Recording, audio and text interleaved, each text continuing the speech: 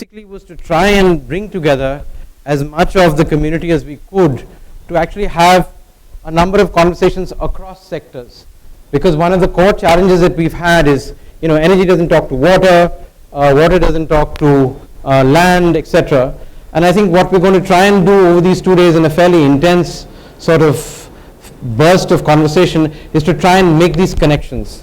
And the reason I'm saying that is after a long time, we finally have a government and certainly a Prime Minister who's very concerned about questions of urbanization. So the urban community in some senses has got a great opportunity at one end, but the real challenge, and that's the reason why we framed the discussion over the next 2 days in those terms, is to build a linkage between policy creation and hype in some senses and actual implementation on the ground. Unlike many other parts of the world, including China, India has been particularly good at not being able to deliver on the ground. And we've seen this because many of us have been involved, I guess, since the early 80s in trying to reframe a range of questions, whether it's housing on one end or water at the other end, from multiple ranges of policies. Some of us have worked on this since the beginning of the MTR of the 7th plan.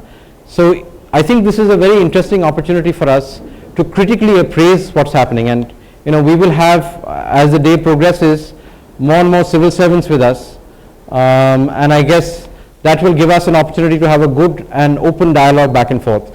The sessions that we're doing in the morning, today and tomorrow, will be open. This is being live streamed at the moment, but the other sessions are going to be closed, and we really encourage people, because Chatham House rules apply here, to really be critical of what we've seen, to build on the experiences that we have, because this is the moment in some senses. It's 1 year of NDA 2. I would say in the next 1.5 years, we have the opportunity of redirecting processes. The big urban programs have in some senses just been announced a few months ago, and obviously, as we know in many public programs and initiatives in the PPP frame, it takes about 2 to 5 years sometimes for them to settle. So this is a time to sort of redirect processes, and that's the idea of bringing together people from multiple sectors, people from the private sector, obviously people from government, people from civil society, and of course a lot of academics, but academics with a difference. Most of the academics in this room have been engaged in a range of practical activities, whether it's through their own consulting work and of course their research, and in some cases through action research. So I'm really glad that we've got a good set of people here and we can take forward this critical conversation. So my encouragement to you would be, get into it and actually challenge each other in the 5 or 6 key themes that we've picked up. So what I'm going to do just now very quickly is to give you a quick overview of a document which is in, it's not in your folders yet, but it's in your memory sticks that are there. It's still under process. There's a hard copy here. There may be more in the afternoon. Basically what the position that we've taken for a long time, it's here so people can have a look at it, is that a lot of our engagement in this country is based either on grand inspirations or it's based on people's whims and fancies. And we really need to move to much more strongly organized evidence-based policy. And the challenge is not to do that at national level, but actually to operationalize that within ULBs and in district and regional planning processes, which we know is very, very challenging because capacities are limited and the discourse that takes place in this room is very difficult to engage with on the ground when you're actually trying to do stuff. So what I'll lay out just now very quickly is some of the more recent work that my colleagues have done here.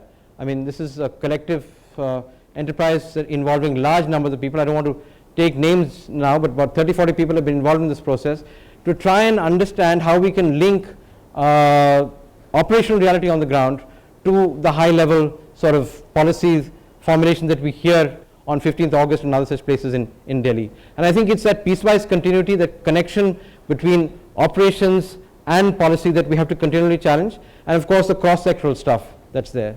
The other thing that I'd sort of just like to flag for you is we've been very lucky in some senses, and some of you have been participating in that process of being engaged in the last 2 years in a very intense global debate on the role of cities and urbanization in the new global development framework. In fact, this room in January was a place where we actually, in a sense, all the major urban groups, C40 was there, ICLEI, UCLG, etc. All the major groups came together to try and reframe the new global development framework.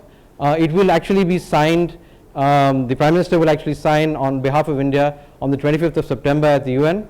at a special Heads of State Summit. And I think the wonderful thing that's happened, partially because of the experience of so many of us here and people like us across the world, is we now have a very firm setting for urbanization processes and what we call the Urban Sustainable Development Goal in the new UN framework.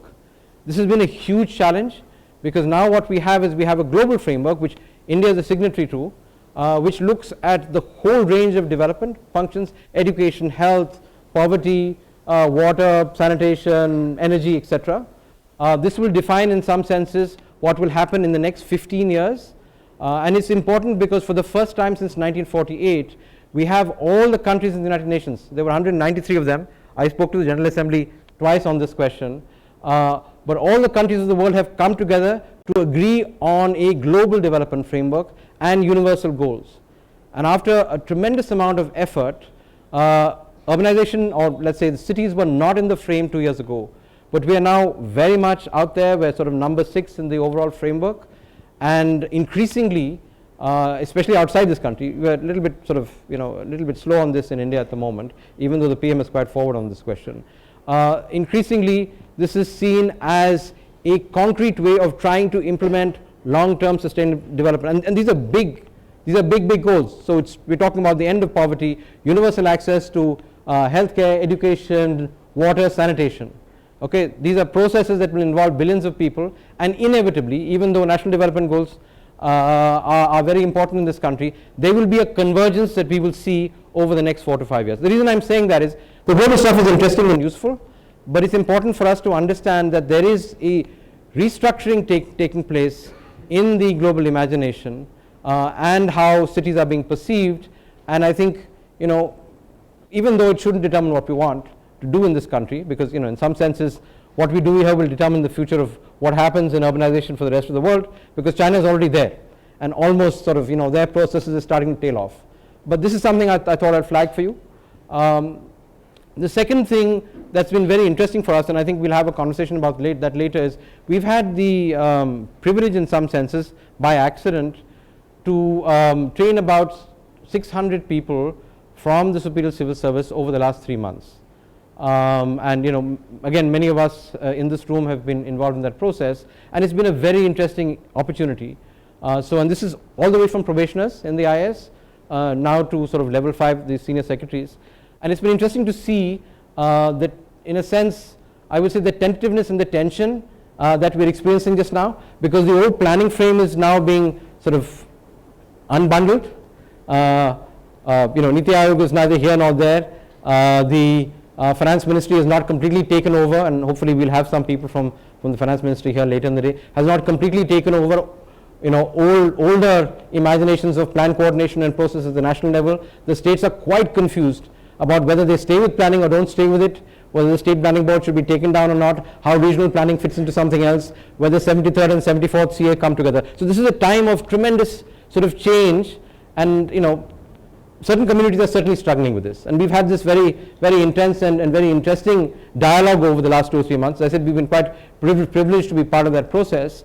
And I think even though there is some amount of apprehension, there's also a sense that this is a time in which, I would say in the next 16 or 18 months, that we can actually do something that's different.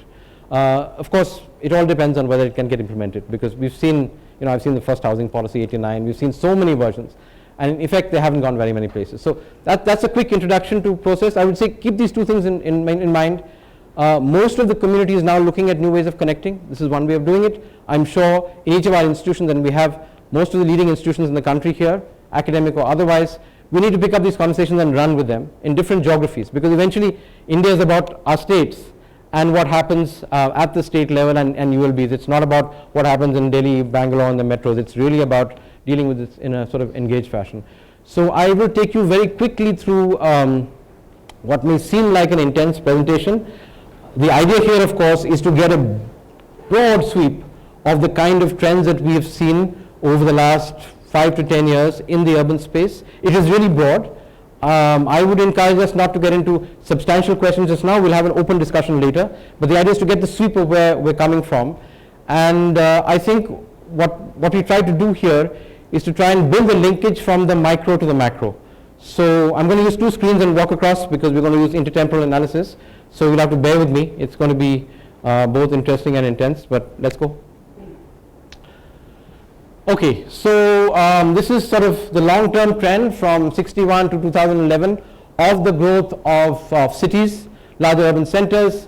Again, one of the, there's a tension in the sense of the discourse. There's one part of the political imagination that still thinks that India lives in its villages. That's true, but that's increasingly not true. And you can see that in the nature of Indian politics and how it's actually changing. There's also another part of the discourse which is also, I would say somewhat extreme, which says that there's a huge urban explosion happening in India. That's actually not true, especially if you run the international comparisons. We're much less urbanized than we should be at the current levels of GDP. But if you look at the trend, you can see obviously there's significant growth taking place in different parts of the country. The size of the bubble corresponds to the population size of the location, and you can see there's concentration happening in particular geographies. That's just the quick time sweep of how this process is working itself out. Next slide.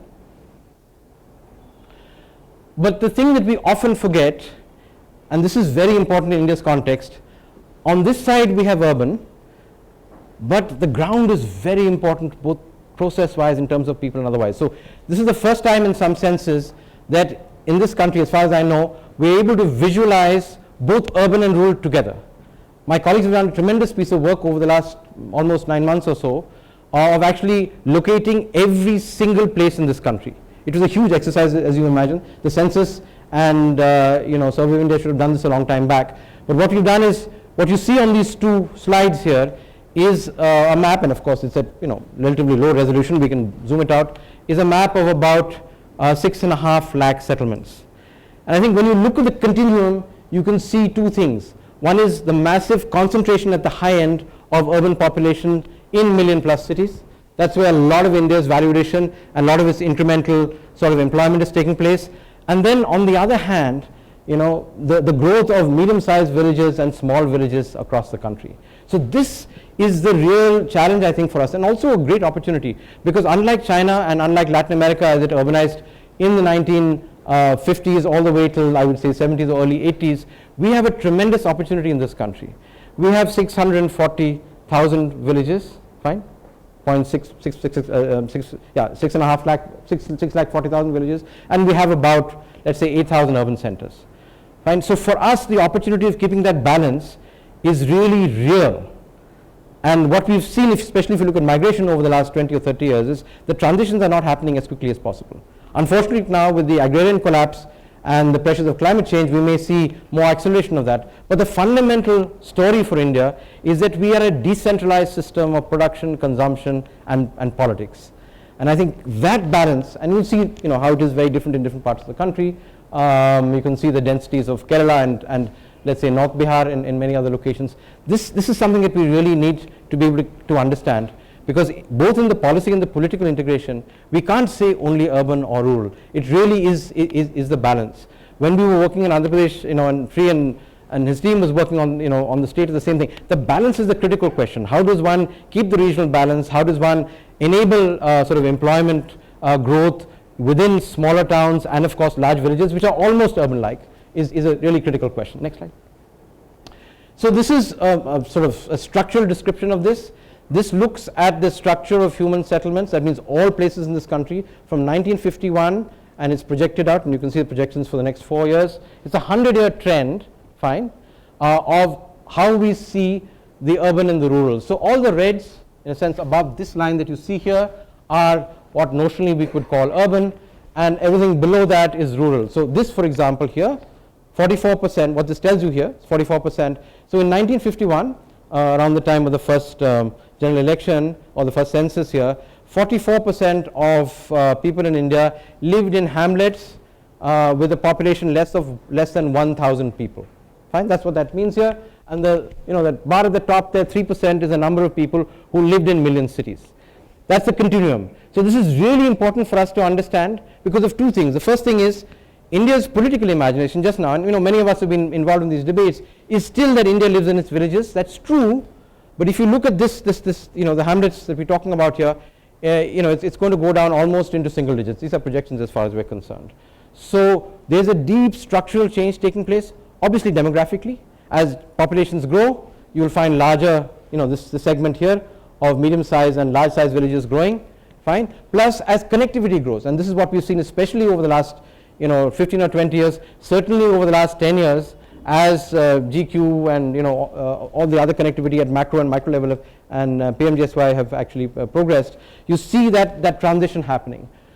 Simultaneously, you find other class 1 cities, population of more than 1 lakh actually growing quite significantly. So the big question for us here, of course, is when will India be half rural, half urban in demographic terms? And this is a long debate. Amitabh is not here. We've had this debate before about whether it will happen in the 2040s or 2050s.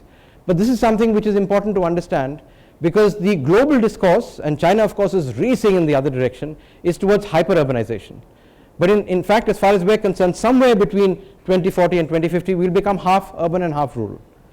But remember, that's with a population of 1.5, maybe 1.55, 1.6 billion people. That means 800 million people in rural areas and 800 million people in urban areas. So the connection between the two is absolutely central, whether it's in terms of jobs, employment, access to services, etc. So this is a question that I think we're asking again and again, not only at the level of the country, but at the level of each state and at the level of each district. And thankfully, even though the census has taken so long to release the data, we can actually drill down. And pretty much now, since we have the full database of the country of every place, you can do this at block level and even lower clusters. So just in terms of people who are in the research and in policy engagement team, the process of building this up from bottom up or top down, making the connections, is really important. It enables us to concretize our planning processes, to look at clusters, and you'll see that in a few slides that I'll show you just now. The patterns actually throw themselves up very clearly once you look at all places. If you don't only focus on the rural or the urban, which in some senses are artificial divisions. If you change the definitions, and this is by flexing the 3 census parameters, you actually find that India is much more urban than we thought. This is like China. China has suddenly become much more urban because they changed the definitions. So if you flex the definitions, especially about the proportion of male workers in non-agricultural occupations, you find that the definition would actually change, and we can do that because we have the full data set. So this is something else. Like I showed it to you earlier, sort of in spatial terms, but this is in structural terms. So another way of looking at this, all the settlements in the country in 2011, of course you can't see, it gets so dense here that you can't see anything, it becomes a blur, but in actual fact, if you zoom this database, and we have it here and you require pretty smart machines to do it, you can go down and you can see the clustering taking place. This is the pattern that you see right across, the same chart that I saw you earlier. This is the urban, so you can see union territories, of course, Chandigarh, Delhi, etc. Much larger urban population. Chandigarh up there, of course, is largely urban, very little rural. So this is the same pattern for across all states of the country. And what I'm saying is that as we go forward, taking this analysis down and dealing with it at the state and regional level, as many people have done in this room, would actually be quite useful. Next slide. But what's driving this process? 2 things, and this again is, once you start visualizing it at settlement level, you get very interesting trends at here. This is the sex ratio. So sex ratio is something that we've been very concerned about because our sex ratio is low and it's declining in some senses. The somewhat good news is that the national average has increased from 933 to 943 in 2011. Now the interesting thing that you will see here, this is a little bit of a sort of heterodox representation, is the representation is the reds are negative changes with respect to the national average, and the greens are positive changes. So when you look at this thing, what do you see? The first thing that you see is sex ratios in some of the metropolitan regions, or let's say if you look at Western India, have actually dropped over that period of time. And you also see sex ratios increasing in some senses, quite surprisingly, in some parts of Eastern UP and Bihar. Now there are different reasons for that. This one, of course, is driven by outmigration in some senses. Men are moving out. We have a number of demographers in this place, but the interesting thing is, like I said, when you are able to go in and look at stuff at settlement level, you get a sense of what's happening. What's happening around the East Coast, for example, is quite dramatic. We've known about the Kerala story for a long time. So this is one of the underlying demographic trends that are there. You can see the notional problems that we've had with sex determination, etc., in Punjab and Haryana, and that part of the country where it's leading to a whole range of really odd things, including a lot of trafficking. So the data actually throws this up when you're able to look at it in an aggregate sense. Similarly, I think the big story of the last 15 years has been the dramatic increase since 1995, when we started to push for the SSA, of increase in literacy. So dramatic increases in literacy. You can see that by these bars here. You can see the mean growth has been quite high. The national average has grown from 65 to 73%. Of course, more in the most important trend, of course, is for women. And here you can see where that change is taking place. I think for those of us who've worked in rural India, the most interesting thing is to see this massive shift that's taking place in the Gangetic Plain there, in many parts of UP and Bihar, and of course, the obvious other locations that are there. So you see a significant shift taking place as far as that's concerned. Obviously, cities have greater literacy rates than the national average, and particular states have a strong, spatial pattern as far as that's concerned. So these two things underlying this process, improving sex ratios in some senses, but also migration. One would imagine that in a country of India's scale and diversity and challenges as far as population and poverty are concerned, that we'd see a lot more migration. But these are obviously deeply challenged areas. But also on the human development side, considerable improvement that we're seeing. I think this is something that, the country's done a lot of things that are not very good, but this is one thing in which we've achieved a lot, in spite of the fact that the situation in schools in many parts of the country is actually pretty poor. Those of us who've traveled and worked know that things are not doing as well as they could do. Next slide. So when you look at this in the classic, age-sex pyramid, you get a very interesting sort of pattern. That is 99-2000. This is from the NSS, and that is 2011-12. So what do we see here? This is rural, and that is urban above that. These are actually to the same scale. So the first thing that you see, of course, is obviously, 1/3 of the population is in urban areas, about that much, and 68-67% is in rural areas. The reds are people who have never been to school. Fine. The oranges are people who've gone to primary school.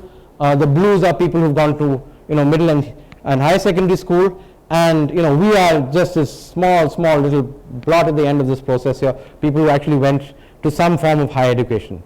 So if you look at this, at this process, there are 2 or 3 things that are pretty obvious. The first thing is classic, for those of us, plain demography, classic Christmas tree kind of structure that's there. Transitions start happening already in 2000. This is the 2001 census in urban areas. You can see, the lowest cohort having a smaller population base. But if you go to 2011-12, you see the same process starting to happen in rural India. And of course, this is a demographic transition that's starting in south and the west, running a little bit more slowly in north and eastern India. So the Christmas tree actually starting to play out in different locations. That's the first thing that you see. The second thing, of course, is the dramatic momentum of illiteracy in India. So look at the reds. Yeah. So even though there's been a huge improvement in terms of school enrollment, which you can see here in rural areas, primary school enrollment here. These, of course, are this is 0 to 9, which means a lot of children go to school when they're only 4 or 5 or 6 years old. There's a massive increase in school enrollment that's there. However, the demographic momentum of people who've never been educated is still very strong.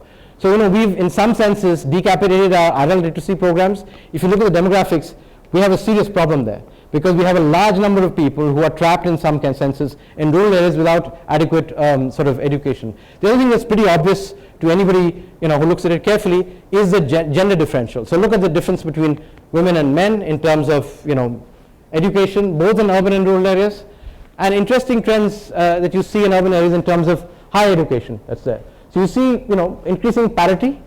Yeah. So this is men and this is women.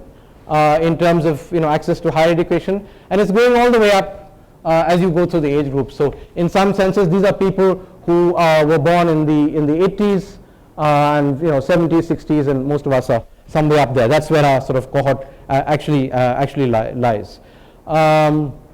Next slide. So when you try and visualize this, in sort of spatial terms, you start to see very interesting trends. The first thing, of course, is dramatic increase in female literacy. This is the really big development story in India across pretty much all states. Male literacy is growing, and it's at a higher base, but you can see here the increments are much less than female literacy.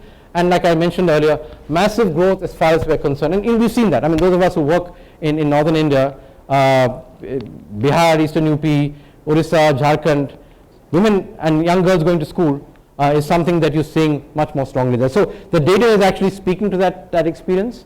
Of course, female literacy tends to be higher in some parts, and there are some locations where we still have considerable problems. So in some parts of Rajasthan, the tri-junction here between Gujarat, Madhya Pradesh, and of course all along sort of northern UP, the more backward areas of UP are joining Nepal, etc. And Telangana, some parts of Chhattisgarh. So these are, we know these things, and you know, there isn't much movement in those processes. Next slide, please. Yeah, okay. So how does this process actually translate into employment? Because you know, that's the core thing that influences development processes. Same age experiments, rural, urban, male, female. This is 2000, that is 2011. And what you see here is quite interesting. The reds here, of course, are the people in the workforce, that is people who are actually working. The oranges are non-workers, and the blues are people who are looking for work. So notionally unemployed. India's got sort of dodgy statistics in this space. But the first thing that's most obvious here is the male-female differential. We know this, but the interesting thing, of course, is when you even look at urban India even now, the fascinating challenge is, in spite of high levels of education, and this is what my colleagues have written about, we're finding women actually stepping out of the workforce. So female workforce participation is actually declining in some locations. Now this is a very interesting conundrum in some senses. We know why it might be happening, or at least we have some hypothesis as social scientists, but we do know that you know, most of the NICs, including China, Korea, etc., the key driver to the end of poverty and economic development there is women actually entering the workforce and changing not only their circumstances but the circumstances of the country. This is not happening as far as we're concerned. And then you see other interesting things. For example, the largest cohort in urban areas is in the 30 to 39 age group of workers. And of course, there's a strong male bias as far as that's concerned. So what I'm saying is that this kind of analysis at the state and eventually at the district level will give us a much better handle. We're shouting and screaming a lot about skills, links to employment, etc. We do have the information with us. It's just a question of being able to work with it and deal with it quite effectively. Fine. So the interesting thing, you know, in macro terms is, over the last decade, the number of people added to the workforce was more or less the same in both urban and rural areas. So about 40 million people were added to the workforce in urban areas, which is 1/3 of the population, and 40 million people were added in rural areas. So this is, I guess, the deep demographic and economic challenge we have, the structural challenge that we have. We're just, first of all, not creating enough jobs, and second thing is, we're absolutely not creating enough jobs in the places where most people are.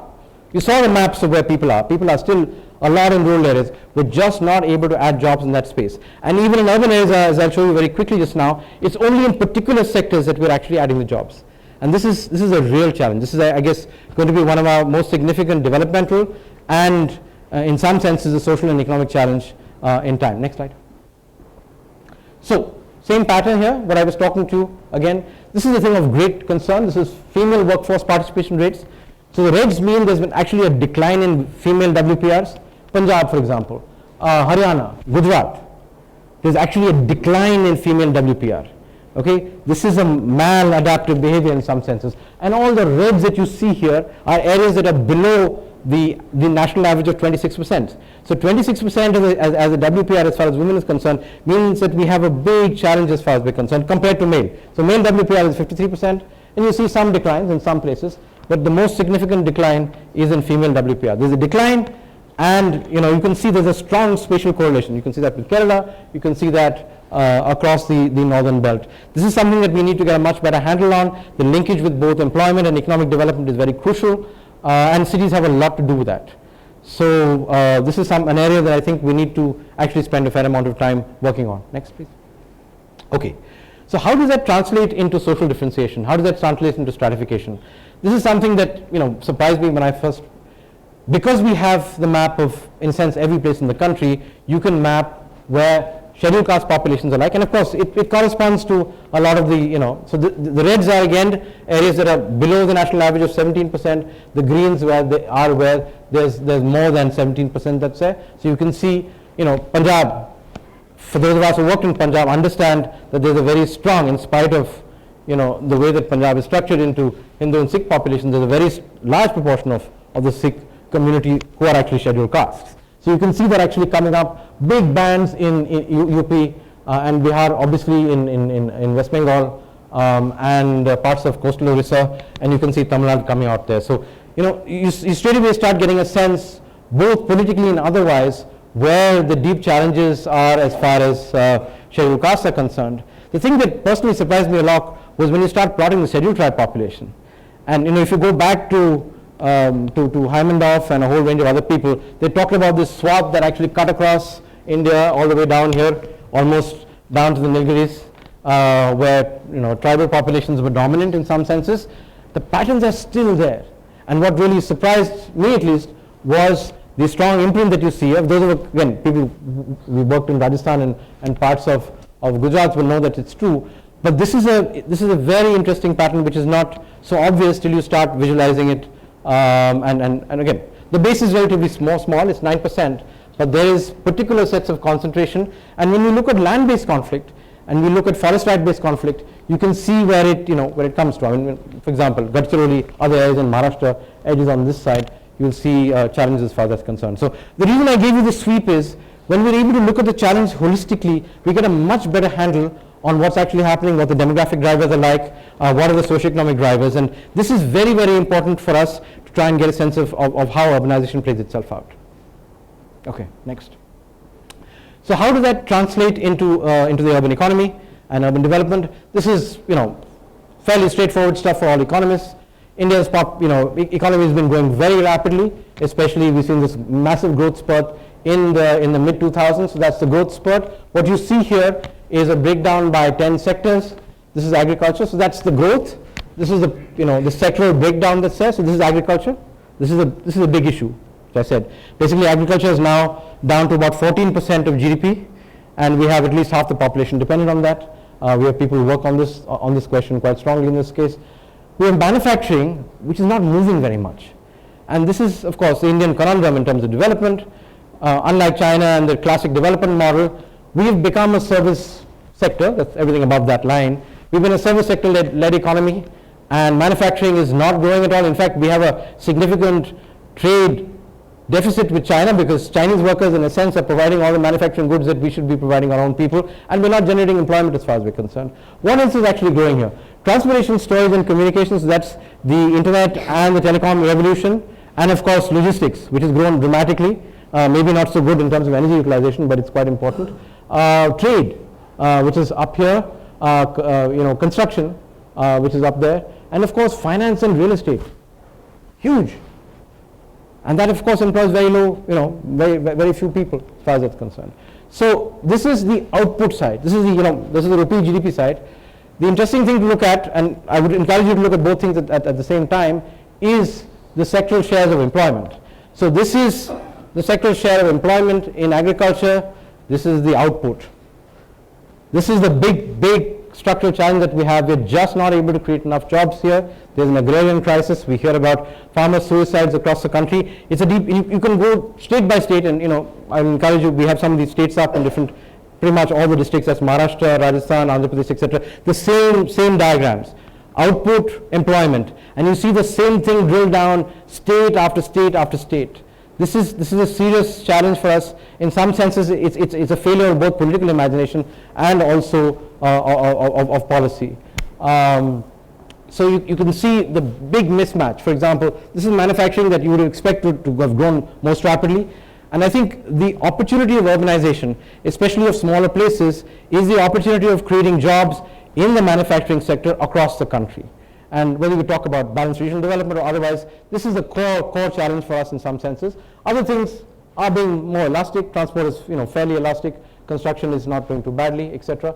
But this, in some senses, is the core structural question that we're having, and we really have to sort this out, I would say, in the next 10 to 15 years. Otherwise, there's no chance in hell that we will have any significant impact on poverty or a whole range of other processes. And cities, especially smaller places, the one like plus towns, are at the heart of this, of the answer to this question. Next slide, please. Okay, so if you do the same sort of breakdown, this is a breakdown of urban and rural GDP. These are estimates that my colleagues have put together. Essentially, what you see is we're about 55% urban and 45% rural. Now, this is an interesting thing. This is, the global discourse has also been like this for a long time. We all woke up in 2007-8 when UN Stat said, look, the world is half urban. But that's only the demography. In actual fact, if you look at the long-term numbers, the world became half urban economically in the 1980s, in the middle of all the structural adjustment that was happening all over the world. So this is something that, now that we have the analytical frame, we should start interrogating, because the economic structure in many cases is driving a lot of the opportunities and challenges that we have. So India already is more than a half urban economy. This is, what I tell colleagues from Karnataka. Karnataka is close to being a half urban state like Tamil Nadu is, but it's not thinking like a half urban state because its economy is more than half urban. So the lag between the two actually creates the conflict which emerges in the sort of employment space as far as that's concerned. This is the breakdown of the urban GDP. If I look at the structure that's there, you see the whole range of different things. Services are quite important as far as that's concerned. So essentially what we're saying here is urban GDP is big. We're talking about whatever it is, 2.8 lakh crores as far as the urban GDP is concerned, and the growth, especially in the last 7 or 8 years, has been quite high. So what effectively is driving India's economy is 9% mean growth over a 7-year period in the last 2004 to 11, and this is what we have to look at in the future. In fact, all the challenges we have as far as housing, land, water supply, sanitation, etc., are constraints on this happening. I'm not saying this is the only thing that needs to happen, but if this doesn't happen, then both the growth and the redistribution that needs to take place without that has no sort of fundamental basis. Next slide. Okay. Now, when you start looking, and basically what we've done here is we've tried to look at the relationship between employment growth and output growth. And I'll take the example of the construction sector. The construction sector, the size of the bubble in this case corresponds to the size of the output. Fine, is that correct? Sure? Yeah. Size of the output. So this gives you the relative size of the output. Agriculture at about 14%, construction at about 8% or so. What this tells you here is over the 7-year period 2004 to 2011, the construction sector has seen a 12% growth in employment and also something like a 10% growth in output. So if you really wanted to push the country or the region or the state or the urban area that you have this data for in terms of being able to increase output and increase employment, this is a great space to go to. Agriculture is doing very badly, as we know. Agriculture in any case output growth will be low, but employment growth in agriculture in some cases is negative, which means people are moving out of agriculture. We know that's happening in many places, but you need to stabilize that because you have so many people in agriculture, and you have to, and we've done this from green revolution, white revolution, blue revolution, etc. So as you actually start breaking down and trying to understand how particular sectors need to be promoted and supported, we do need to be able to engage with how they're doing with their relative growth as far as employment and output is concerned. And at least to be quite frank about this, we've been quite fixated, I think, in the last 10 years or so on creating entitlements for employment growth. That's what NREGA is about, but putting most of our policy effort in trying to maintain this, but maybe in the wrong sectors. Yeah. So rebalancing of that is, I think, a policy debate that we should sort of open. And the question then, of course, is why is this happening? This is a graph that looks at the employment share. This is all the people that are employed in the country, and this is the labor productivity. This is how much this sector, on an average as far as per capita is concerned, produces an output. And you can see here very obviously, agriculture is a very, very low productivity occupation. But there are a large number of people who are actually employed in this. On the other hand, so if you look at the relative numbers between agriculture, which is I get 300-400 or so on this side, and finance and real estate at 700, you can see the great differentials that are operating in society. So 1% of employment that's there, creating significant 7-8% of output. So the productivities of labor are much higher in if I go all the way down from the top, finance and real estate, power utilities, mining. This is the reason why mining is a big challenge in some places, transport and communication, other services, trade, manufacturing, construction, agriculture. So understanding how this stepwise function actually works in each location, and of course trying to increase its productivities is the core task that we have to deal with, because it is cities in many cases that can actually structurally improve productivity by providing market linkages, by providing adequate factor inputs, whether it's water or housing or adequate schools or healthcare. We really have to raise the base here significantly, and of course along this whole process. And as we know, much of this is urban. So being able to get the balance between how the relative rate of growth between employment and output, and of course the productivity are concerned, are in some senses at the heart of the sort of development debate at the moment, especially as fiscal decentralization or fiscal cooperation or competition, depending on which way you look at it, actually plays itself out. So if we take the same analysis, and I'm just showing it to you for a second, you can see that some states are stuck and others are actually moving. Exactly the same analysis. That's the GSTP, the output at state level. This is the sector share of GSTP. This is the employment share. So you can see Karnataka. This is agriculture in terms of output, agriculture in terms of employment. Deep, deep challenge. And you know, Bangalore is a great opportunity, but it's also a deep part of the challenge here, because Bangalore is creating this growth of output here, but it's not creating that much employment. That is the real challenge. A massive concentrator, a primate city in this state. And when you look at it again, look at the growth rates. Negative growth in terms of employment in agriculture. That big blue dot there. Output growth is a little bit better because some parts of Karnataka are irrigated and do fairly well. And of course, all the way up there, other services, that brown there is the IT sector that some was actually, you know, a part of. So as Kerala also similarly, Kerala, you know, much deeper decline in agriculture on both sides, a growth of services, but you can see the same mix. Agriculture is in a bad shape on both employment and output growth. Construction is a lead sector. Fine. Kerala has really not made the transition to services. Let's just run through it very quickly. So I'm going to encourage you to look at this because there's district by district analysis that are up on the wall. Maharashtra also similar challenge. Look at Maharashtra's challenges. This is a challenge of Marathwada and Vidarbha. All the challenges we're seeing in Vidarbha is because of this structural change is not taking place as far as that's concerned. That's Punjab also, our lead agricultural state with a fair amount of industrialization. This is industrial output in Punjab. Some growth here. And this is just after the troubles in Punjab because there was a major slowdown as far as that's concerned. Next, Rajasthan. Same structural issues that you see here, and you see construction sector way up at the other end. So as we unbundle these processes, you'll get a much better. Odisha also similar kinds of things. This is the mining sector in Odisha. Okay, and I'll just take you in and sort of drill in a little bit. Keep going. Yeah. So if you then actually start drilling down, and this is from a piece of work that we had done with colleagues in Orissa for the government of Orissa, you can actually break this down. This is the same over a shorter period, the growth pattern for Orissa. You can break it down region by region, and here you can see, of course, southern Orissa, KBK, classic area where which many of us again have worked in since the 70s, almost one of the worst developed areas in the country. Look at the differential between northern Orissa, coastal Orissa, where much of the wealth and the population is, and this just in terms of physical output as far as we're concerned. And then when you start breaking it down, you start looking at the employment clusters, you understand why that's actually happening. This is agriculture in Orissa. Negative growth rate, very low employment, very little actual output growth that's taking place. Let's go down a little bit more. Next slide. Yeah, okay, great. So what I was alluding to you earlier is, this is the same map that I showed you of the whole country, now zooming down into Orissa. So what do you see here? What you see here, this is the density patterns that are there. You can see in the settlement structure, for those of us who are transportation specialists, you can see the networks actually jumping out at you. You can see the corridor development that's there. This is the the railway line that goes from Baleshwar, Bhadrak, Cuttack, all the way down to Chennai.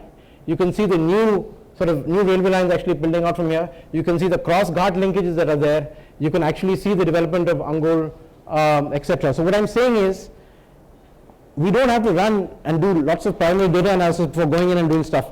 The answers are actually there, and if you're able to zoom into it, you can actually look at how regional development can take place. This is among the more challenged areas in terms of human development in Orissa, and you can see here the connectivity and density of settlements are much lower. So the question then is, how do you invest in this? Do you actually take the big aluminum plants in there and get into the major? This is the area where a lot of the big battles are taking place in terms of mining and tribal displacement in this part of Orissa. So how do you connect it out, etc.? So what I'm saying is that this analysis allows you to go down and get into some degree of detail of how do you enable the development of small towns, how do you then drill down and looking at what sectors actually enable that process. Next. Yeah, so same analysis, all the major small towns in Orissa, and you can see the proportion of urbanization, and as you zoom in, then of course you have to change techniques. You start using satellite imagery much more, and you look at the this is Berhampur, and you look at the urban footprint, you can see actually what's happening. And again, this is standard stuff for those of us who work on regional development. So what I'm saying is, we have the technology and the information in the country at the moment to start doing this stuff. The question is linking the macro with the micro, because eventually it is what's going to happen here in one of the extensions to Berhampur and your land use planning that's there and how the housing gets organized and how your water supply is organized, that will determine whether this actually becomes a center which is going to create a lot more employment if you're looking at employment particularly. So that connection is something that we can do now. It's a lot easier for us to do now than it was earlier, and I think we need to use both the technology and the techniques to actually do this. Okay, so having said that, another big debate. Can we get to the next slide? Okay, now this is a little crazy, but we did it all the same. This maps out the urban poverty lines for urban and rural across from, literally from the beginning of the debate.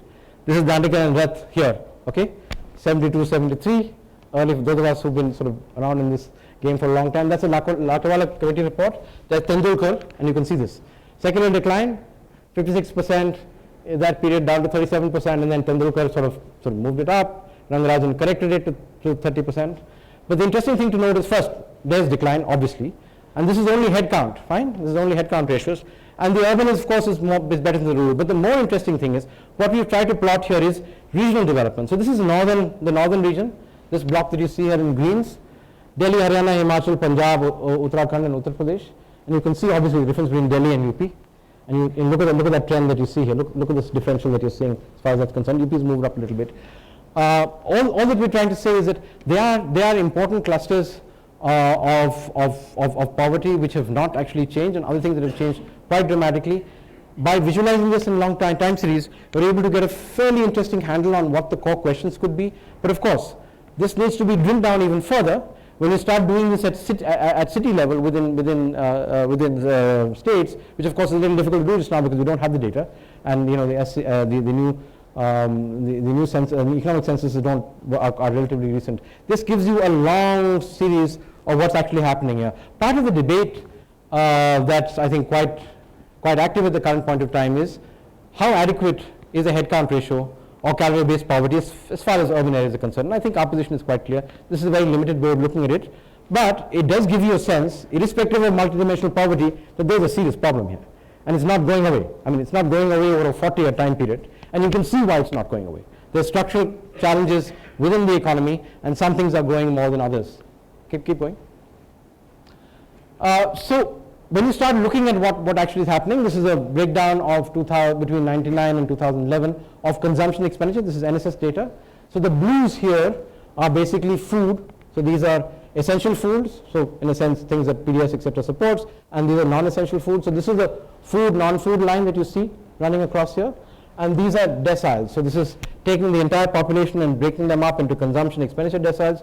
Obviously, you can see this is an Engel's law impact, that as you become richer or you consume more, the proportion of food expenditure actually declines. But the interesting thing as far as we're concerned is that some items, especially education, and of course in urban areas because of the linkage to oil prices and a whole range of things, and conveyance are proportionally growing quite strongly. And this in some senses is the reason that one needs to build out a case for a much more multidimensional, much more holistic sort of proportion of sort of definition or engagement with poverty. So if you're looking here at large cities, for example, and I'm looking at education, you see that education actually is a pretty significant component of expenditure, in some cases higher than medical expenditure, given whatever limitations the census actually has. Next slide. So there's an ability to drill down to that. If you start looking at it by social groups, this is SC, this is ST, this is OBCs, and this is everybody else. And you can see, relatively clear sort of differentials as you go up the income deciles, the consumption deciles, sorry, not income deciles. Keep going. Similarly, as far as communities are concerned, you can see for example, much stronger concentration of in urban areas of Muslim populations, in particular sort of lower deciles. Let's keep going. Okay, now that's the overall national pattern. But then when you start actually drilling down at city level, which is stuff that interests us, this is a proxy that some colleagues and other people maybe in the hall of work taught. We were trying to look at a linkage, a proxy linkage between housing quality, service quality, and a wealth index. You see that different cities here have different sort of dimensions of this. There are different balances that are there. Delhi, for example, has much better sort of quality of services, but in terms of housing quality, it's not doing very well compared to Bangalore. And the proxy wealth index, of course, of Bangalore is somewhat similar to that of Delhi. So basically what we're saying is, as we get into analysis at the city level, we get much better understanding what's happening. This is a similar but different plot looking at within cities and at ward level how these indexes work itself out. So this is a median line for Delhi, and you can see a tremendous scatter. So obviously the areas in New Delhi are somewhere all the way up there, and you have a number of informal settlement people who've been multiply replaced sitting at the bottom here, and you get a sense of the growing inequality, especially in the cities that are growing quite quickly. Bangalore, Hyderabad, as different from Kolkata. Those of us who know Kolkata, you see Kolkata is actually much closer clustered. The effective Ginis are much lower than there. Chennai also growing quite healthy. So those are, in a sense, I would say the upmarket areas vis-a-vis the other areas that are there. Delhi has a sort of particular challenge as far as it's concerned. So what I'm saying is, we have the ability to actually drill down and look at both intercity and intracity variability, and that helps us understand what's happening as the caste census, etc., play themselves out, and this data becomes more available. It gives us a much better handle on getting this thing going. Keep moving. Okay. Similarly, similar maps. One of Bangalore, looking again at multidimensional quality of, so this female literacy, quality of roof, assets, number of room, etc. We use the multidimensional index, and you can see considerable sort of variations, and in a sense the emergence of sub-cities in some cases. This is work that some of my colleagues have worked on. This is the paper that came out, I think, in EPW not so long ago. So you can see actual differentiation taking place. Some areas are much better off than others, and that pattern, which we think is actually quite balanced, is much more nuanced. And city administrators, people who work with poor communities, understand this quite well. And again, this is at the ward level. When you actually go down the ground and look at particular streets, you see a much more differentiated pattern. So we need a way of trying to be able to understand this at a much more organized level. Keep going. So if you look at housing, Gotham, are you here? He's not here? Okay, I will take this then. Very quickly, as far as housing is concerned, for those of us who've been mucking around in the space for a long time, there's been this chimera in some senses about India's housing shortage. And in some senses, given that we made this commitment of doing housing for all by 2020, the focus seems to be on building new houses. Fine. Actually, and this is work from the Kundu Committee report, it's been around, again, we've been talking about this, I think, for more than 20 years just now. The issue is not of building new houses, the issue is of inadequate housing. And in actual fact, if you look at the vacancies that are there, and the sort of availability of housing stock, at the gross level, there isn't a dramatic challenge as far as we're concerned. The question really is of looking at buildings which are physically inadequate, have impossible densities for people to live in, so poor living conditions, and are in hazardous conditions at one end. And of course, the big elephant in the room is about security of tenure. That's been a long battle since the mid 80s, but that in some senses is the core question that we're looking at. And of course, when we're looking at what is notionally called the LIG, I'm not very happy with that term, the share of housing shortage for people at the lower end of the income or consumption spectrum has actually grown. Fine. So there's something that needs to be done at the lower end of the spectrum. The supply focused processes are inadequate to deal with the challenges of delivery at that end, especially for new houses. Now, the operational challenge that we've had is that according to the norms that we have, most households can afford a house that's 5 times their annual income. That's the sort of accepted norm that comes from the Deepak Parekh committee report. So if you're looking at a 25 square meter area that's there, only 20% of the urban households can afford a house that's costing more than 10 lakhs. And most of our supply, there's a lot of work that many of us have been doing on affordable housing. Most of our supply and even the RBI guidelines are about houses that are more than 10 lakhs. Fine. So 80% of the population is unable to afford that. So building new houses in that space is not going to deal with what you've dealt with. You have to deal with other kinds of things that need to be brought in here. Next slide. The census undercounts slum population, fine. But even then, this gives you a fairly good sense of the fact that inadequate housing and slum-like conditions are endemic across much of the country, and most of our focus historically, of course, has been in the large metropolitan cities, starting with Delhi, Mumbai, and sort of Kolkata, etc., etc. But you can see as you go through the urban fabric, and this is the proportion of slum population, that the numbers are quite large and they're scattered across the country. So when we're talking about a Build and Ed program that's focused on affordable housing, that's going to go to the top 5, 10, 15, 20 cities, because that's what will make sense for them. You know, the private sector is not stupid. They've got certain incentives and certain things to do. They have to meet the top and bottom line. What happens to the rest of the country? And how does one address, you know, those kind of questions? And of course, the core thing that we know, and you know, I mean, Sheila and Spark and a whole range of other colleagues have been doing this for the last 30 years or so, that in situ upgrading is actually the way to go. For, you know, again, you have to have a graded process. Some things will be open to market, and that might be 50 lakhs plus, but when we're looking at something that has to be built at under 1 lakh or under 5 lakh, dealing with in situ upgradation is a critical thing. And our frameworks for doing this, and you know, we're working quite closely here with the government of Karnataka on this, are inadequate and they're difficult to deal with. It's not so simple because you have to disaggregate process. The only advantage is that in some states, specifically, you know, Karnataka, Gujarat, Tamil Nadu, etc., there's a large proportion of our slums that are on public lands. So if you look at the situation now and look a little bit ahead, 5 or 10 years ahead, when you're starting to look at your development planning processes, you can actually address this question. I think the big tragedy was that we lost the opportunity of the milllands in Bombay in the 1990s. That if that was actually affected and not turned into all the weird things that we see in Bombay at the moment, in terms of malls and a whole range of other high-end apartments that is there, that could have actually changed around the imagination of the country of how this would work itself out. Do you want to take over for a second? I have I'm going to do some water. Can you get me some water for a second? Yeah, just hop in. Just give me some water, please. Yeah, the slides. Yeah, just pick it up for a second.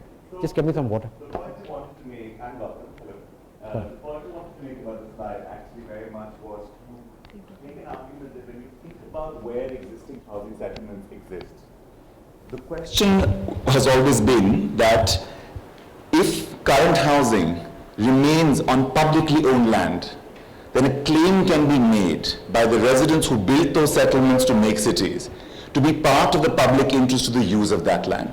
And this strikes at the heart of one of the questions that we've been thinking about, which is what are the ways in which we should value public goods and public resources across sectors. In housing, the question we're asking is about the way you value public land. How do we decide how to use public land towards what values of public interest? A basti or a settlement is a claim to the state's entitlement towards legitimate housing. When that basti is built on public land, that is a claim being made by people through the practice of occupation. Arguably, and this is the argument I can make to you, say as a personal argument, when bastis are on public land, regularizing, legalizing, and recognizing the housing they have built should be easier for us. And this is a very pragmatic easier, that state governments, without negotiating occupied private land through private landowners, should be able to act on low-income settlements built on their own land, which they hold, we should remember, in trusteeship in our name, not as individual landowners. The second point, very minorly, I wanted to make on the previous slide, if I could see it, is that not only is much of this land public, but it's actually owned by urban local bodies, which means in a federal system, it is entrusted at the city level or at the state level, not railway land, not central government land, which is much more difficult for states to negotiate, because remember, housing is a state subject. Which means we have an opportunity here to move. While occupied settlements remain on urban local body owned land, we have an opportunity to upgrade, regularize, make legitimate, improve and secure. As this land gets more and more deregulated, taken out, incentivized for infrastructure, used for other purposes, this proportion of public land in our cities is shrinking. The ability to answer the housing shortage at scale is shrinking. So we have a real window here, much like the demographic dividend window, and that this argument on where do occupied settlements sit and who owns this land is a pivotal point that this empiric brings out. Yeah, okay, let's run to the next slide.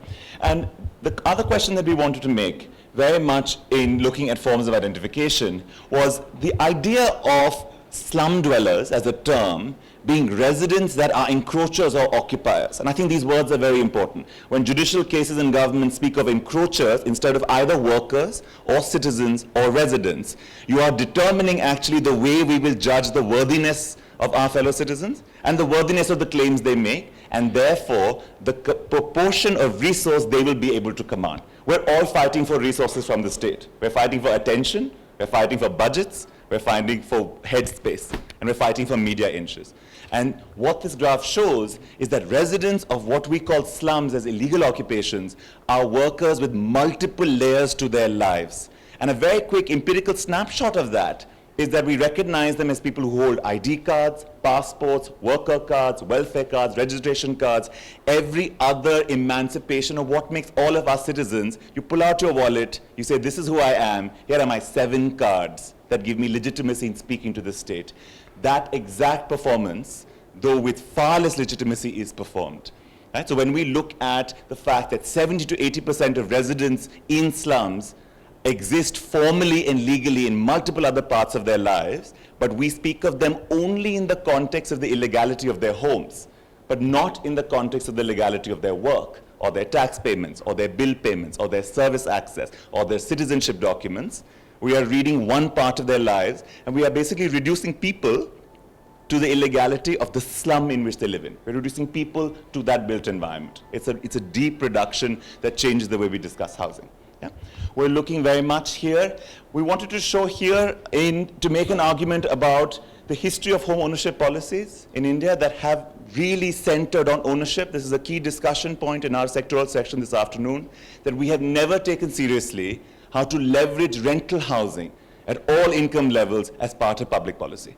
In fact, we have actually in many ways through ill-fitting regulation, outright restrictions, prevented the growth of a private rental market that nevertheless, all the data is telling us is robust and significant. So yet again, we have a policy situation where rental housing exists despite everything we do to it, as opposed to flourishing because of what we do to encourage and protect it. Now the question here very much also of, can I see the next slide? And the last part of the story of affordable housing that I wanted to tell is the story of thinking about credit. Now, I'll just say one very quick thing about this.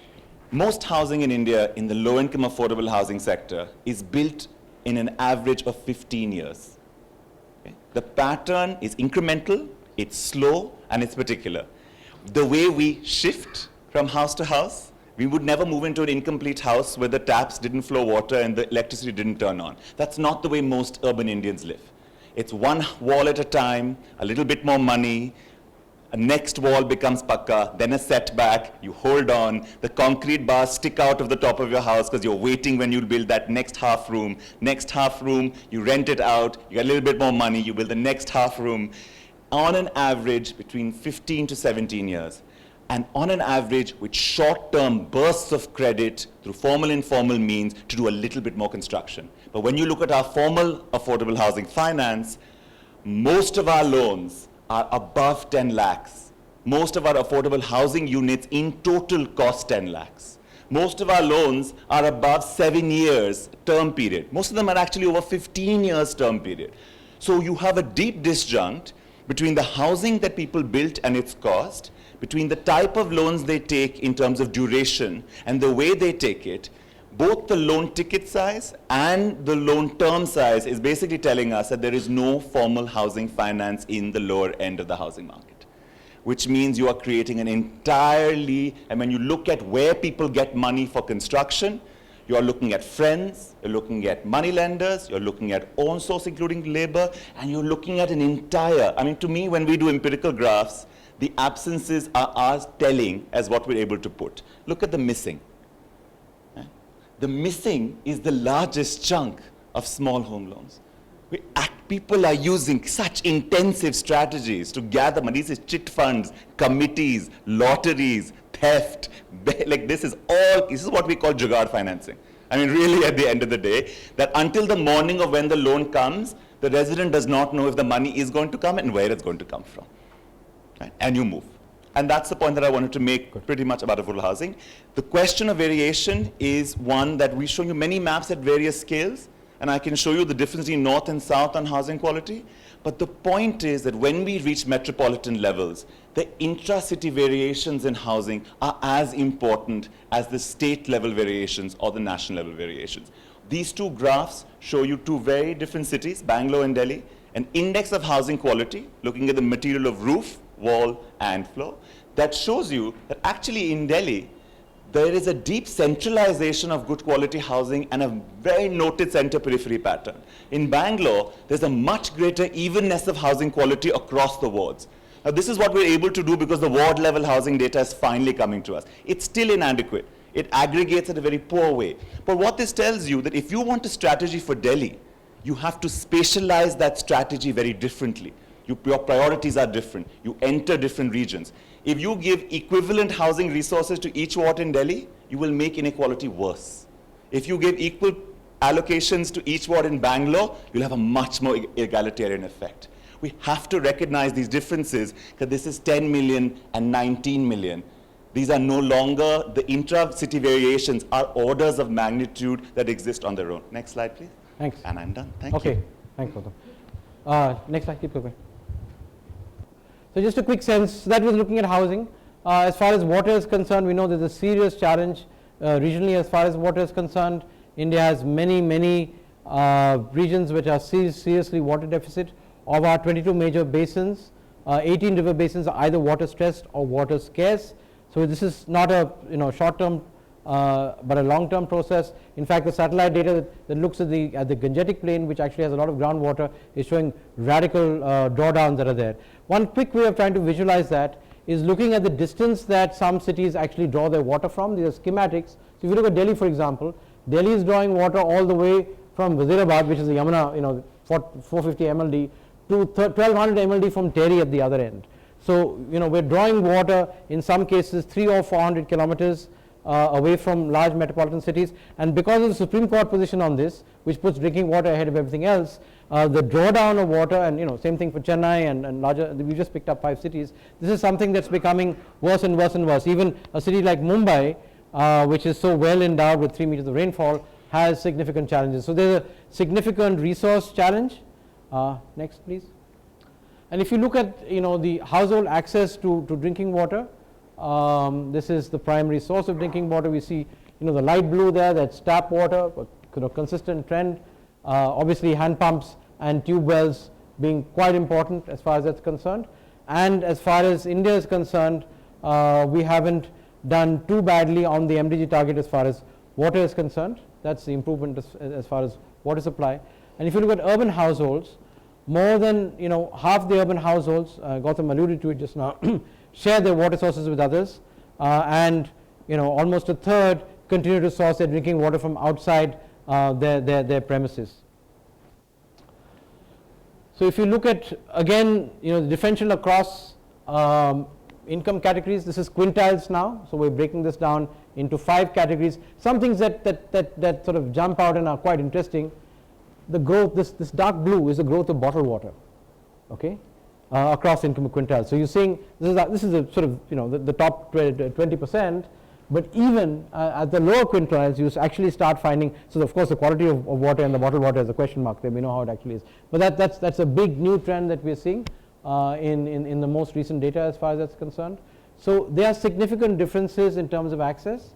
About 2/3 of the households have access to tap water, but then it drops off as you go all the way down. So again, this is obvious, but we are saying that about, let's say, 60% of the people in the lowest quintiles don't have access to adequate drinking water.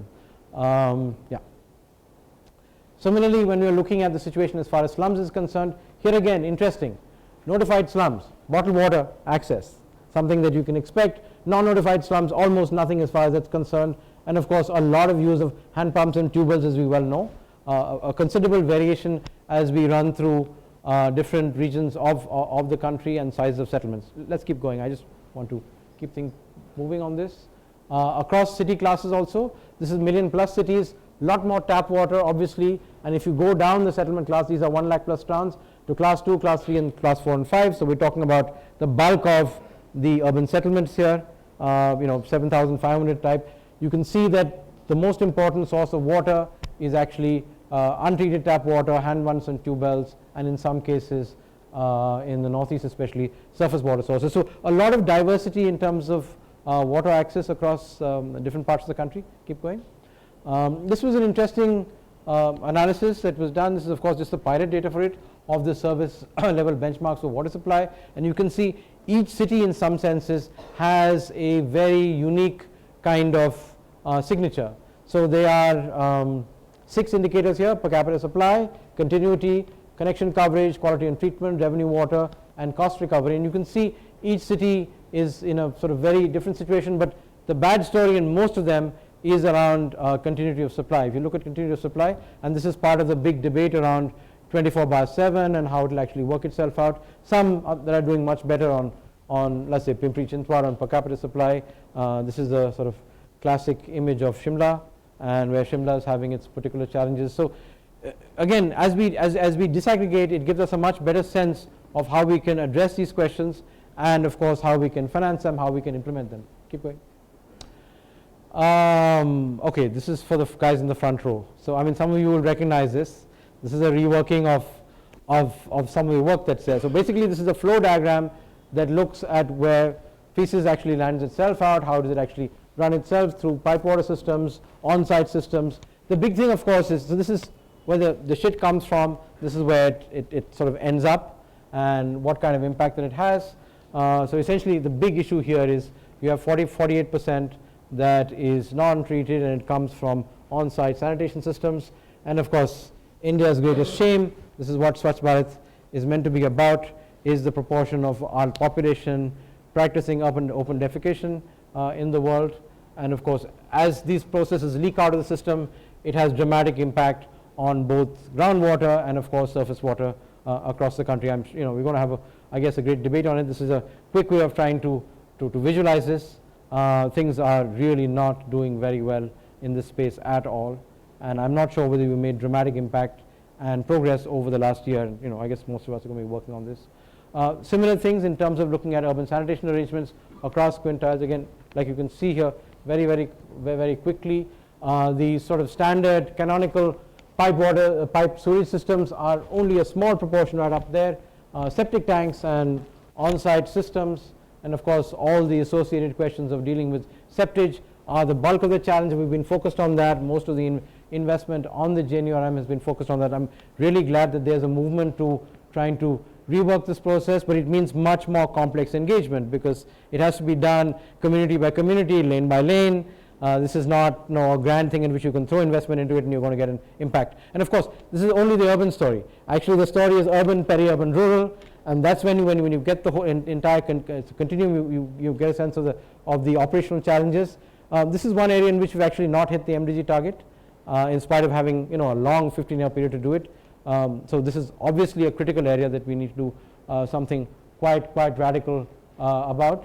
So 10 million people or more resorting to open defecation, 15 million households who don't have latrines in their premises. This is again both India's shame and big challenge that we have to deal with. So after we looked at how these things play themselves out, the astonishing thing that we managed to do, of course, and I think we're probably going to replicate this in our cleanup river campaigns, which have been going on now for 20 years or so, is we set up this tremendous capacity notionally to treat sewage.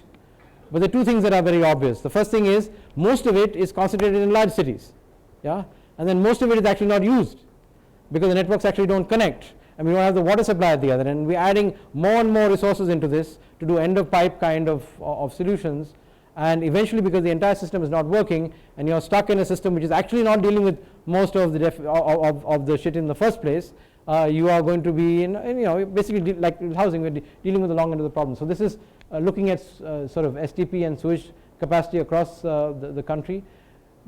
Deep concentration. This is one of the great challenges of India, that we have this huge long tail distribution of lots of people who live in smaller and smaller places. That's where the value addition is, that's where the challenges are. But we have tremendous concentration of investment in the top 50 or 60 or 100 places. And JNURM hasn't done very much to address that. We're hoping now that with Amrut and a whole range of other things that we'll talk about, there may be some impact that's there, but we really have to look at the smaller places if we have to get any kind of sustainable long-term solutions that actually work. Keep going. And obviously, I mean, it's no surprise with what I just showed you just now that we have serious problems. This is fecal coliform numbers across a transect that starts at Gangotri there and goes up to Diamond Harbour. That's the Ganga, this is Yamuna, we just took 3 rivers to see what's happening. This is the green line, which is an acceptable, notionally acceptable line, and this is, remember, this is a log scale, fine? So this is 100, 10,000, 100,000. I mean, we're going off the chart here. If we did this on a linear scale, you know, these numbers would go off the chart. So it's not like it's, you know, it's not really bad there. Even in Yamunotri, we're way, maybe 4 or 5 times the acceptable standards. And that's for fecal coliform. So we know why we all have amebiosis and a whole range of things. And this, of course, is actual ecological quality. That's BOD, and that is dissolved oxygen. So basically, our rivers are really sewers. They're in a huge mess. And it's because of a systemic challenge, which has both economic, social, cultural, and a huge range of administrative sort of challenges that have to be dealt with. This is something that, you know, we better sort out in the next 5 or 10 years. Otherwise, we're even in deeper shit than we are at the moment. So quickly to jump into another sector, something that affects us sort of every day. These are just 2 quick analytical frames. That's how Delhi grew over a 10-year period from a population of, this is 2011, so 8.7 million to 16.3. Gautam was talking about 19 at the moment. Now the interesting thing that's happening, of course, is even though the sprawl, that's Bangalore on the other side, even though the sprawl is actually increasing, there is, because of peripheralization, a lowering of densities, fine? And that's a big challenge that we're seeing, and you know, we've done the work now for more than 100 cities across the country. So the physical footprint doubled, while its density declined by about 14% as far as Delhi is concerned. Now, that's the story of the spatial desegregation, but when you start looking at what's happening in the city, first thing, again, you know, those of us who sometimes travel in cars don't always see this, because even now, 2014, a third of the people in Delhi walk, 6% cycle, 31% take public transport, fine? That's auto rickshaws that have grown in yellow from 2% to 5% between 94 and 2014. And then, of course, the big growth is between cars, two-wheelers that have gone up from 12 to 14%, and then cars that have almost doubled from 5 to 9%, which is what is creating this serious air pollution and, of course, the congestion challenge in the city. So what we're seeing here is an expansion of the city, peripheralization in some cases, especially of poor people, and a change in modal share, even though the bulk of the people still use NMTs. People actually walk, or they use cycling, you know, or public transport even. Bangalore, of course, is even more interesting case, and you know, you can see that. Look at the proportion of pedestrian going down from 38% to 8%. I mean, this is really dramatic for a city which is actually, you know, much better than Delhi is in terms of climate to be able to walk. Cycling going down dramatically. The good news, of course, for Bangalore is that public transport has gone up from about 24 to about 42%. Auto rickshaws growing hugely. You can see why all the aggregators are now moving from cars into auto rickshaws, because you know the data is screaming at you as far as concerned. Two-wheeler growth 20% to 29%, and car growth also like Delhi almost doubling. Now the interesting thing, if I take Bangalore's case, is again density reduction by 34% over this 10-year period. But the interesting thing is your trip distances have grown from 7 to about 10.5 kilometers. This is all part of our lived experience. Cities expanding out, the average number of trips increase, so you have more sort of mobility. The trip lengths increase as far as that's concerned. The walking trips actually decline, and air quality increases, become much worse. And of course, the horrible thing that we don't talk about is that pedestrian fatalities increased by 30 to 60%. That's a hidden story, okay? India is going through a dramatic epidemic of motorized transport, death, and injuries. So I mean, this is a story you can repeat city after city. Quick replication of that. What are the trends that we see? This is city size, and this is the trip rate. And this is, the blacks are 1994, and the browns or yellows are 2008 data. So what are we seeing here? As the city size increases, the average trip rates are actually increasing. Yeah. So people are moving more, they're taking more trips on an average, and this is a sort of pattern across multiple cities across the country. So you can see the trip rates have grown up as cities grow. What is also happening, like I said earlier, again, common sense stuff, trip length is also increasing. Why? Because sprawl is increasing, segregation is actually increasing in terms of work and whatever it is, plus the average journey speed is going down as the city size increases. Again, obvious. If you city that's 8 million, or let's say a mega city size, you're down to an average velocity of about 15 kilometers per hour. You might as well actually be riding a bicycle, or in some cases you're running a little faster if it goes down further. So greater number of trips, longer distance, and lower speeds. What does it mean? Congestion, we all know about it. This is what hit us when we came in today in the morning. There was big congestion outside. It's a sort of systemic process. Next slide. Similar story that's there. As we look at the modal split, you see the shift that's taking place as you go down to, this is the all India numbers. These are the walk and cycling, the sort of dark browns in that case. And the top ends, you see the growth of both cars and IPTs. Again, city by city, the same trend. In terms of, if you look at city size and the share of public transport, interesting things happening here. This is 1994 in black, and in the brown you see the 2008 data. For example, at the higher end you see an actual shift, a reduction in public transportation. This is the growth of the great Indian middle class, the growth of motorcycles and two-wheelers, and of course the growth of cars. The mean shifting down here. In the smaller cities, not too much of an impact because the sizes are smaller, and you see a greater variation as far as that's concerned. And again, like I showed you earlier, there's a clear decline in average speeds as we move across city sizes. Next slide. Okay, so what is the impact? The impact in terms of driving this is the growth of motorized vehicles, great industry. Unfortunately, of course, if you look at it from the macro point of view, because a lot of this is now happening robotically, because we like these wonderful cars that match sort of international standards, we're just not creating enough employment in this sector, even though it's big in some parts of Maharashtra, some parts of the NCR, some parts of Chennai, of Tamil Nadu, etc. So there's massive exponential growth of motorized transport, and you can see here, lots of people own bicycles, but you can't ride the bicycle on the road because there's not, there are not adequate lanes to run it, or if you do, you tend to get killed. Big growth in two-wheelers between 2001 2011, this is census data, and of course a similar but not so big growth in four-wheelers as far as it's concerned. What's the outcome? This is the situation as far as air pollution is concerned across the city. All the reds are PM10 numbers, and that's NO2 numbers across the country. This is the direct outcome of this process. So, maybe 10-15% of your modal split is leading to everybody in the city actually landing up in a pretty dire situation. The WHO estimates, I think, are 0.6 million people, 0.6 million premature deaths because of poor air pollution. So we're starting to compete very seriously with China in this space. Next slide. But the hidden thing that most people don't talk about is the number of people who die.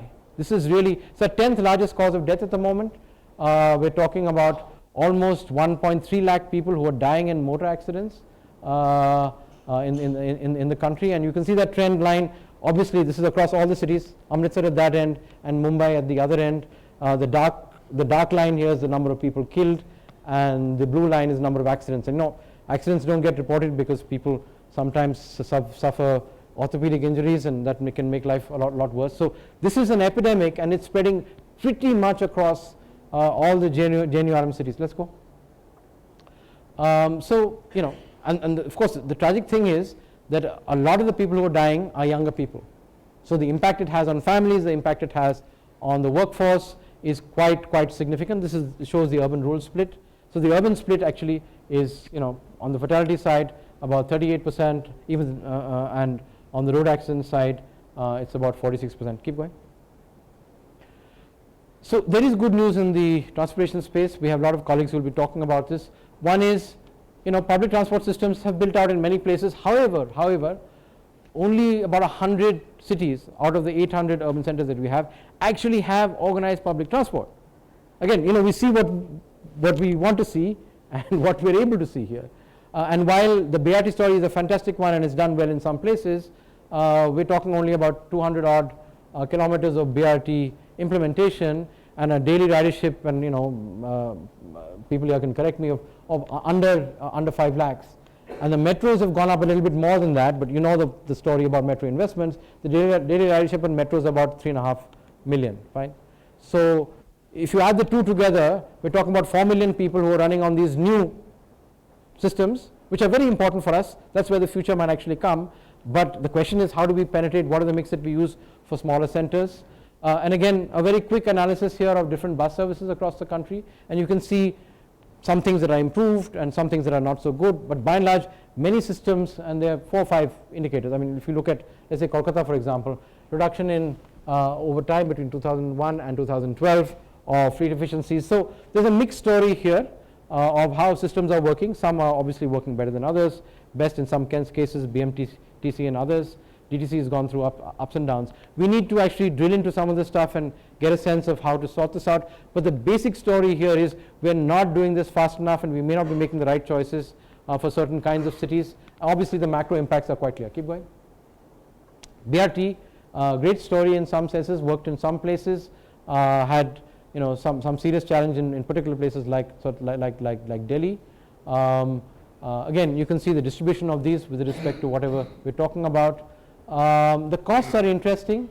If you look at the range of costs there, between 8 and Surat is much more expensive, 8 to about 12, maybe 10 to about 12 crores or so per kilometer in terms of its actual cost. These are the metro systems, again popping up in many parts of the country. 7 systems are operational, another 10, 15 of them, 16 of them are being planned for. We've got about 275 kilometers of length. The big issue, of course, for us is the cost per kilometer, fine. So that's, these dots here are the cost per kilometer in crores. So you're going from about Kolkata, the old sort of, the old system that is under 50 crores, but most metro systems running between 150 and almost 300 crores per kilometer. I mean, that's the real story. It's between, let's say, 150 crores per kilometer and about 10. We know this, but this is actual data which is showing us what the challenges of investment are to dealing with large metropolitan systems and how we can actually build the two together and integrate them. Keep going. NMT, there are some initiatives in some parts of the country. They need to be obviously deeply strengthened because we're dealing with a large proportion of our modal split as far as that's concerned. But as we know, investments are very focused on particular kinds of modes, and of course there is a significant underinvestment here. This is the actual expenditure in thousands of crores, tens of thousands of crores. This is JNURM, which is basically roads, and this is the railway thing. So you can look at them together. These are the different sort of estimates of the demand demand requirements on an annualized basis, and you can see obviously the investment levels are much lower than what we could deal with. But I guess the key thing here is it's not only about the investment, it's also about planning, about spatial structure, about trying to organize a city better and condensing it and trying to build the linkage between work and where people stay, apart from affordability. I'll close with this quick section on energy. We just sort of ran through these things because they'll help support the process. So big story here, of course, is that India's energy intensity is much lower than the rest of the world in a whole range of indicators. I'll skip over that very quickly. But the interesting sort of long range trend here is this red line here, in a sense shows the decoupling or the beginning of the decoupling between GDP and energy intensity, which is happening over time. The challenge for us, of course, is that in the recent period, specifically here, and you can see it in these two periods, in the last growth spurt that's there, there's an increasing carbonization of the energy system. So there was an earlier process which you can see here, where effectively what we find is that there's a decarbonization, there's a delinking of energy intensity from economic growth, but that's shifted in the last 5 years or so. Next. So if you follow that through, basically the improvement in system efficiency in the energy sector has reduced in the last 5 or 6 years. Obviously this has got to do with how the electricity sector is doing, what the mix of the challenge that we're having on the coal front, etc., etc.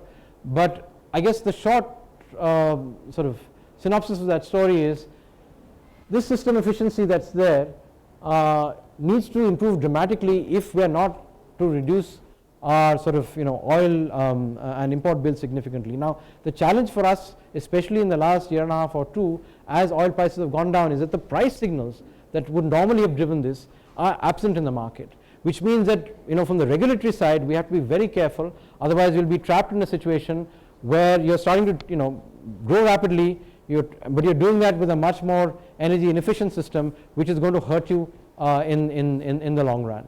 And I guess the big challenge for us is that we are about 70% dependent on coal and oil. So we're a fossil fuel driven economy that's growing very rapidly, and energy demand is also growing along with that simultaneously. Yet, and this is a sort of dualism in our economy, about a quarter of our energy comes from traditional sources, which basically means rural areas, residential consumption, fuel wood, dung, etc., and also small enterprises use a tremendous amount of traditional energy as far as that's concerned. So the bad news for us in this graph is that, this is the graph that shows it, is that our share of clean energy sources is only 3%.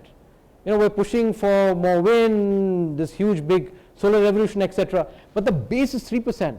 So even if we treble it, we're only going to go to 10% of consumption.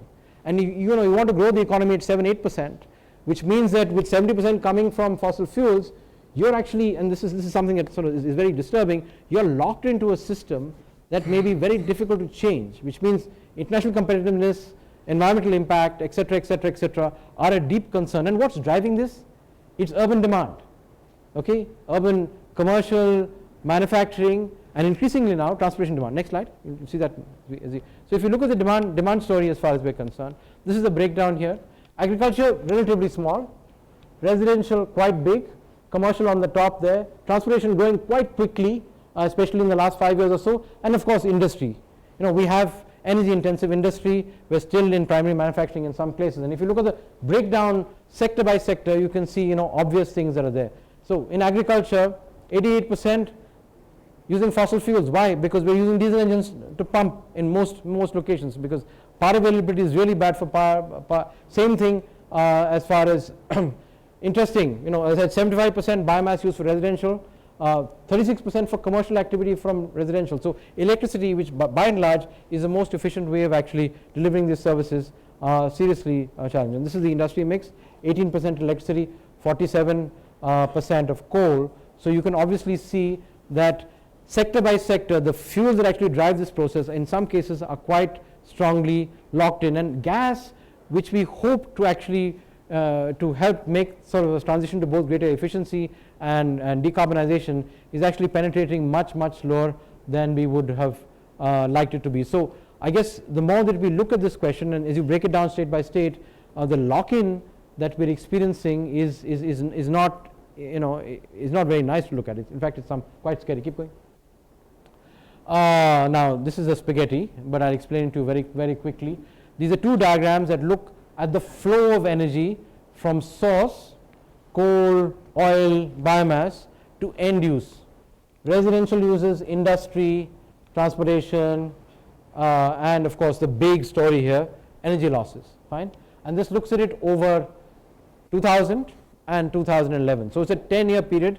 Now what's hidden in this, because the graphs are too small, is that over this period of time, the actual volume of this has gone up by what, Amit, 3 times? Whatever, something of that order. So that's the graph up there. So what you're seeing in this one is that little box at the bottom. What you're seeing on that one is a big box on the other side. So what's happening here? Basically, we're an economy that's driven entirely by fossil fuels, specifically on the urban side, and this is the biomass flows that come in, and biomass flows actually into everything, at least 10 years ago, into the residential sector, into industrial sector, and of course a little bit of the other things. But the big challenge for us, if you look at this whole thing, is that our energy losses that are there at 140 million tons oil equivalent are almost equal to our residential demand. This is in 2000, fine? So the real question that we've not addressed for the last 10 years, or actually 15 years, since some of us have been working on this thing, is really power sector reform. That is where the core story lies.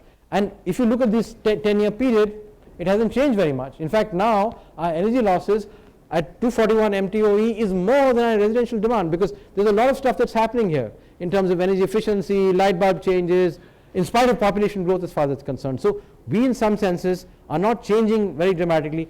Biomass is still there, even though as you can see, biomass has gone down from, from a larger to a smaller proportion, which in some ways is a good thing, both environmentally in terms of indoor air quality as far as they're concerned. Natural gas has picked up in some ways, and this is a great Gujarat story. Maybe Andhra Pradesh will actually pick itself up. But if we do not address this question, we are in deep trouble.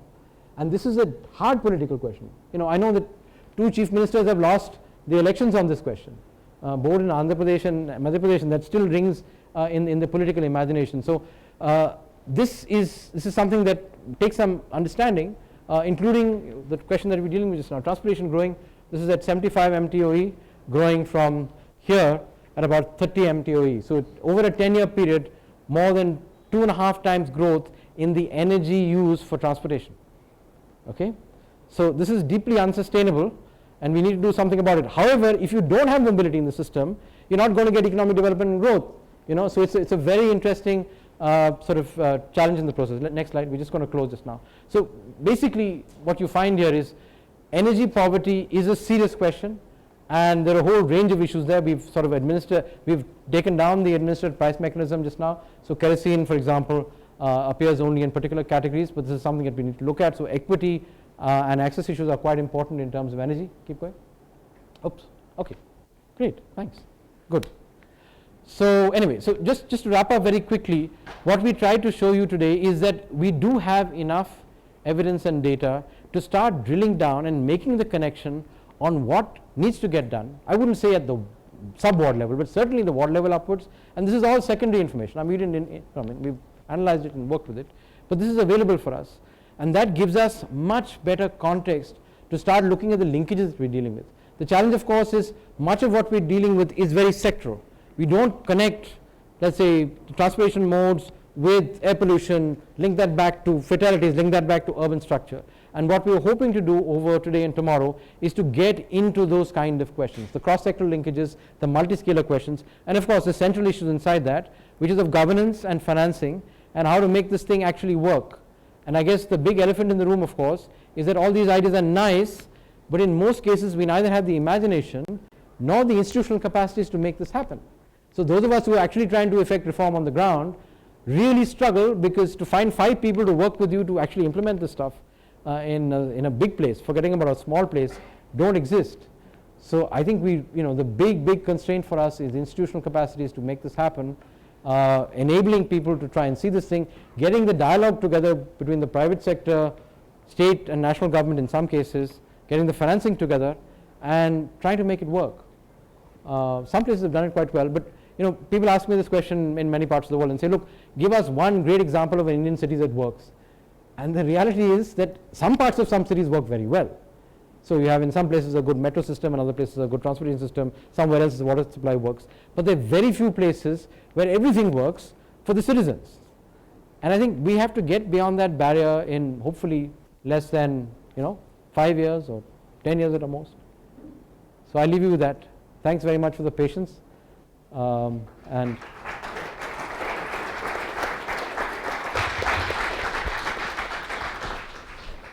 no question, we need chai and coffee. Please go out and come back in half an hour. 12 o'clock, we'll be back here in this room. Thank you very much.